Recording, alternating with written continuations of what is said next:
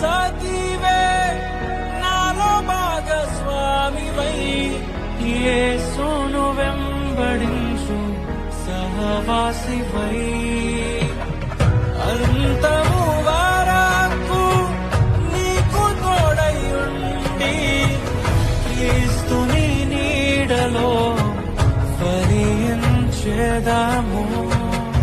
పరలోక సాక్షిగా నీ సన్నిధిలో నేను నా ప్రియ సఖివే నాలో భాగస్వామివై యేసును వెంబడించు సహవాసివై అంతము వరకు.